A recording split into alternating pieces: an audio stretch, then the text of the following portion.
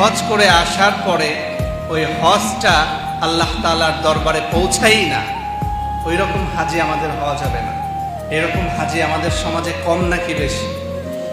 আরো জোরে বলেন, কম নাকি বেশি? বেশি। হজ করতে যায় কিসের জন্য? যে মানুষ আমাকে হাজি বলবে, অথচ বোনের হক সে মেরে খেয়েছে, সে তার মেয়ের হক ঠিক মতো আদায় করে নাই, সে ঠিক মতো জামাইয়ের হক আদায় করে নাই, ঠিক মতো স্ত্রীর হক আদায় করে নাই।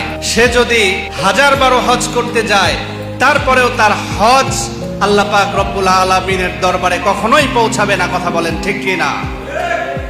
তার কারণ হচ্ছে, হজ করতে যাওয়ার আগে, হাজি সাজার আগে সুন্দর মনের মানুষ আপনাকে আগে হতে হবে। আপনি যদি সুন্দর মুসলমান না হতে পারেন, সুন্দর মুমিন না হতে পারেন, মানুষের হক আদায় যদি আপনি ঠিক মতো না করে থাকেন, আপনি যদি বাইতুল্লাহর গেলাফ ধরে যদি আপনি 24 ঘন্টা যতদিন আপনি হজে গেছেন, প্রত্যেকটা সময় যদি বাইতুল্লাহর গেলাফ ধরে যদি আল্লাহ তাআলার কাছে মাপ চান, আর আপনি যদি মানুষের হক ঠিক মতো আদায় না করেন, ওই বাইতুল্লাহর গেলাফ ধরা শুধুমাত্র এমনিই হবে, আল্লাহ তাআলা আপনার দোয়াকে কখনোই কবুল করবে না। কথা বলেন ঠিক কি না?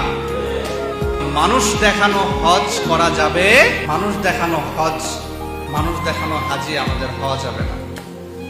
যদি হজ করতে হয়, নিয়ত রাখতে হবে, আমি যতদিন হায়াত আমার থাকবে ততদিন পর্যন্ত আমার ইন্টেনশন, আমার নিয়ত, আমার চলাফেরা এরকম হতে হবে যে আমি হাজি হয়েছি শুধুমাত্র কেবলমাত্র একজনকেই খুশি করার জন্য। আওয়াজ দিয়ে বলেন, তিনি কে?